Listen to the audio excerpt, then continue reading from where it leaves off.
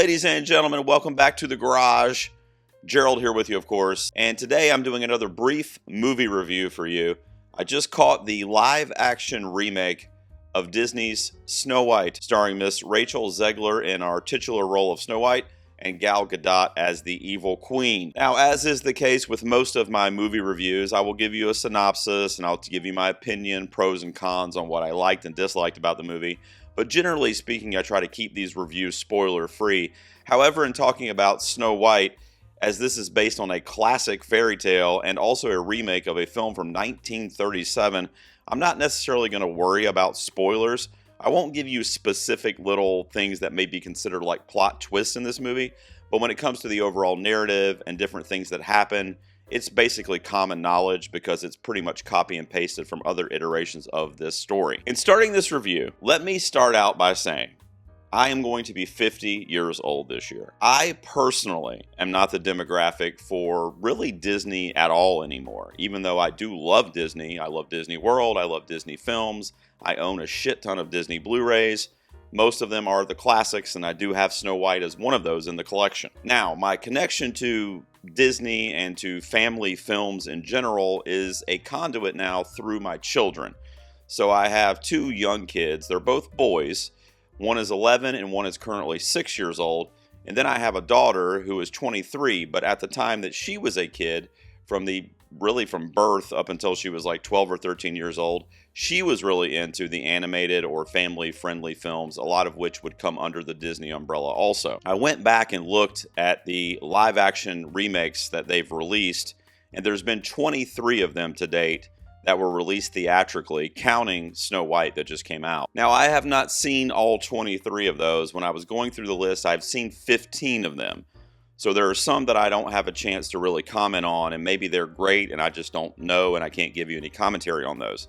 But of the 15 that I've seen personally, only 4 of them would get what I would call a positive review from me. Those 4, if you're wondering, would be Cinderella from 2015. I mean, come on, Cate Blanchett. Cruella from 2021, which I think counts, even though it's a bit of a prequel, but it's kind of using the IP to recreate something in live action formats. Even though I know critics didn't really appreciate Maleficent, I really enjoyed that film, and that's another one that is really centered on a tremendous performance, this time by Angelina Jolie as one of the more enigmatic Disney villains that she's portraying. And then I also liked one of the very first one of these things that we got, the live-action remakes, and that was The Jungle Book from all the way back in 1994. So that came out at a time that we were still kind of getting Disney classics, really, of the early 90s. Now, with the exception of that small handful that I just gave you, there are bits and pieces of other ones that I did like, namely a performance here, or a song here, or perhaps a costume design in this one. But as a cohesive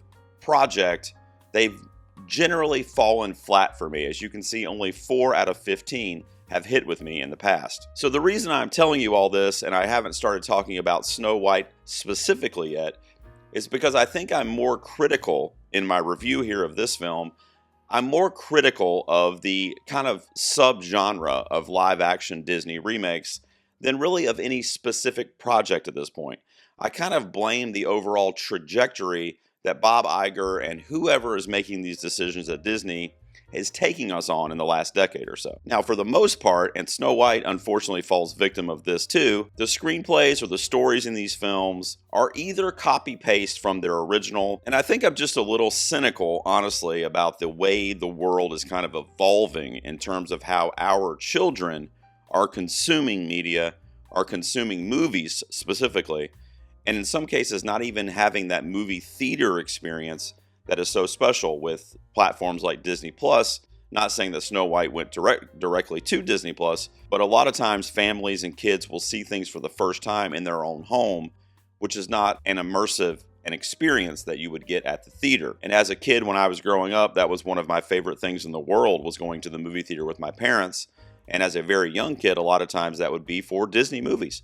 I can remember seeing movies like The Lion King in the theater, more than once, by the way, or the original The Little Mermaid back in the late 80s. I was in the theater to see all of those with my folks, or in some cases my grandparents, and they're memories that I will keep with me forever. So when movies like Snow White come along and I take my little ones to see it, which I did, I'm thinking to myself, this is not the experience that I would prefer for my kids or for this generation of kids to have when they are digesting this Disney content. Because in the 80s and 90s, and really even into the 2000s with the emergence of Disney Pixar, a lot of those films were, first of all, original content that had not been done by Disney before, even though they may have been previous books or fairy tales. They were, for the most part, being created for the first time in a film format. We just lost our way there in terms of a society and how we're consuming this material.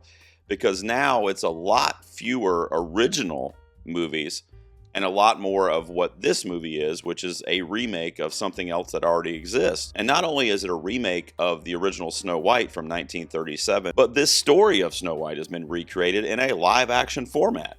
Whether you're talking about Mirror, Mirror, starring Julia Roberts, or Snow White and the Huntsman with Charlize Theron and Chris Hemsworth, which, by the way, I really like that movie. And it's kind of weird to me too, because Snow White in general is a pretty basic kind of save the princess story. There's not a lot of depth to the fairy tale and to the story that we get here. What frustrates me about this iteration of Snow White, I felt like they wanted to do something different with it. I felt like they did want to modernize it a little bit, and they did want to add something new to it, but then they never went through with it. It kind of fell apart in the last act of the movie. Let me start with the positives real quick as I talk about Snow White specifically now.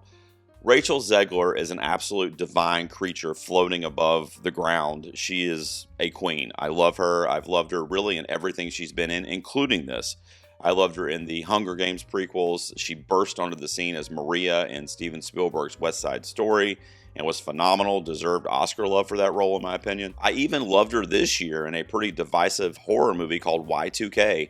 I thought she was phenomenal in that, and I actually really dug the movie despite some split critical reception I saw. So there's nothing she's done, frankly, to this point that I haven't enjoyed in one way or another. And while I didn't enjoy Snow White overall as a project, she was absolutely far and away the best thing about this movie. And that's putting it lightly, because there was really nothing else about the movie that I enjoyed, frankly, aside from her performance and her singing. You take Rachel Zegler and you put her over there on the shelf as really my lone positive. There's a couple minor positives that I'll also go ahead and mention real quick to get them out of the way. Obviously, we know the infamous scene of the evil queen delivering the poison apple to Snow White in an effort to basically kill her to once again become the fairest in the land. That scene and the prosthetics and the makeup involved in the old hag was breathtaking. I don't think it's enough to get it an Oscar nomination, because it's really the only thing from a hair and makeup perspective that was like award worthy, but it was really cool, a really cool scene. Now, unfortunately, aside from Rachel Zegler and the hair and makeup, there's nothing else I can give you in terms of a positive vibe with this movie. It falls flat for me. It is soulless like a lot of the other Disney remakes that we've gotten, with the exception of the handful that I mentioned at the top of the video that I enjoyed. Aside from not having the heart and not having any kind of connection for me, also, it just was wayward. It was a very kind of patched together narrative that I was so hopeful was going to go off the beaten path. So we get the traditional Snow White kind of story in the first half of the movie of the tragedy with her folks and the evil queen who had come in to kind of be the evil stepmother essentially, and casts out Snow White and is the fairest in the land. She has this magical mirror, and as long as she's the most beautiful and she's the fairest, life is good for her. Life is good for the kingdom, even though most of the kingdom is miserable. But she's great, and she's reigning, and everything's fine. And when we find out, or when the queen finds out that Snow White has kind of taken over that mantle of being the fairest in the land, then it starts to kind of spiral downhill. And it's kind of the same. We get the hi-ho, we're off to work we go number with the 7 dwarves. Snow White in the classic kind of yellow, blue, and red dress that she wears in a lot of the traditional lore that we know. But there's also like omissions that I assume were done on purpose. There's no Prince Charming in this movie, really. There's our male lead, Jonathan, who is played by Andrew Burnap, which is not an actor I was familiar with. And he kind of takes on that role of the love interest for Snow White. They kind of do this thing where they gender swap it, where she's kind of saving him, which I was like, oh, cool. Okay, so we're not doing that outdated, like the man has to come here and save you. Then it ultimately kind of turns, it doesn't go all the way to a 180. it kind of goes halfway around, and then it comes back around to where he is ultimately saving her with True Love's Kiss, which, by the way, they didn't spend enough time for me to believe that these two were in love. They almost had a disdain for each other for a while, and I got the impression they kind of got on each other's nerves. And then we get to the last act of the film, and that was like where it really made me roll my eyes. I was kind of riding at a mid score and a mid kind of enjoyment level. But when we get to the end of the film and Snow White reappears at the kingdom, dressed like Little Red Riding Hood, by the way, which I didn't get, the townspeople see her, and they shouldn't, for all intents and purposes, really know what she looks like. They just presume that it's Snow White because I don't know why. She takes her hood off and they're like, oh, it's Snow White. And the queen comes out to confront her without, like I said, I don't want to give away too many specific spoilers for you if you haven't seen it. But basically, she overcomes the queen kind of inexplicably, and because this is, supposed to be an all-powerful sorcerer, basically. Sorceress. And she kind of overpowers her, and there was some weird magical shit that happens with the mirror. And basically, happily ever after. I mean, I'm skipping a few details because I don't want to spoil them for you. But it was super weird because it was like rushed for us to believe that this is the way this turned out. It just didn't make any sense. And I feel like the script and the filmmakers had a chance. They had a real good chance to do something different from that turning point. Really, when it gets to the poison apple scene, which is iconic, it falls back into the same trap. And I had seen interviews on the red carpet at various events from Rachel Zegler when she was like, we're not going to make this the 1937 version. This is not 1937 anymore. I don't need some dude that stalks me to come in and save me. I just mean that it's no longer 1937, and we absolutely wrote a Snow White that she's not going to be saved by the prince. She's not going to be saved by the prince, and she's not going to be dreaming about true love. She's dreaming about becoming the leader she knows she can be. That's kind of what it ended up falling on, and it gave us these different hints of like, it's going to be different, but then it never was. And that really disappointed me, frankly. I don't want to be too hard on the production of the film. It just didn't hit with me personally. I did a live stream the other night, and I've had people hit me up that really enjoyed it, and I think that's great. My 6-year-old son liked it. I know people personally that enjoyed it, and I think that's awesome. But the Disney live-action remakes continue to fall flat for me personally. The songs did not hit with me. Rachel Zegler has such a good voice, and she can really steal a scene with her music and with her singing. And even though she did great with these numbers, the songs themselves were just not memorable. Think of any of the songs that Lin-Manuel Miranda wrote for his Disney movies. Think of Let It Go from Frozen, Be Our Guest from Beauty and the Beast, or A Friend Like Me from Aladdin. These are memorable, timeless songs that everyone will know when they hear them from now until the day they die. Now, with that being said, Rachel Zegler did such a good job at performing these numbers that I think we might be looking at an original song nomination for Snow White, depending on what other songs come out this year during award season. I didn't even talk about the dwarves yet. Let me just touch on that real quick. I know Peter Dinklage mentioned the controversy around not hiring little people to play the 7 dwarves. Why didn't they? These things were demonic, strange looking CGI creatures that it was just so weird, and the way they were kind of animated were different. Like, they didn't really match each other. Like, Dopey was my favorite among them, but he was also kind of not drawn or created the same way as some of the others. Like, Doc looked like he came from a different animation studio than Dopey came from. So there was no cohesiveness there with the dwarves, and they just looked really weird. And then on top of that, you had an actual little person in the movie playing a character that was friends and a co-worker of Jonathan's, but was not one of the dwarves. So you casted a little person, but you didn't put them as one of the 7 dwarves. The whole thing was baffling. I feel like it was pieced together poorly.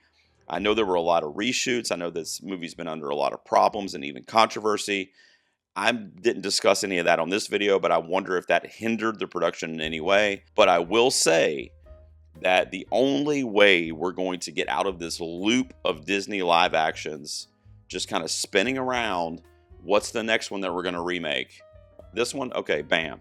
Goes around another year. Let's remake this one. Bam. Goes around. I mean, we got Lilo and Stitch coming out this year. I know it's not Disney, but we have the How to Train Your Dragon live action remake coming out, which based on the trailer seems like the most egregious one of all, because that looks exactly like the animated film with the human actors that look just like the CG characters that we already got. At the end of the day, I feel like Snow White had an opportunity to be the traditional kind of story that we know, but do something more brave and more courageous with the outcome, instead of just landing where we normally land in these happily ever after princess problems stories.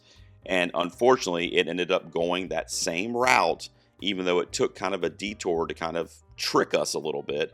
It ended back up to where we know the story to come from. Rachel Zegler is innocent, but otherwise, Snow White, the new Disney live action remake, for me is going to get a generous 4 out of 10. And I am putting it next to last for the movies I've seen so far in 2025, because right now my dead last is still The Electric State, which I'm still in a non-electric state from having seen that. What did you guys think of the remake of Snow White? Have you seen it, or are you planning to see it? Did your kids like it? What do they need to do with these live action remakes to make them enjoyable across the board? Not just for super fans, not just for kids, but give us a palatable film that the masses could enjoy. What do they have to do to make that happen? Because in my opinion, it hasn't happened in quite a while. I wanted to like this thing more, but I just didn't. Let me know what you guys thought down in the comments, and thanks for watching this review. I'll be back more with all kinds of stuff for you guys. Tune in and please subscribe. I will see you next time out here in the garage.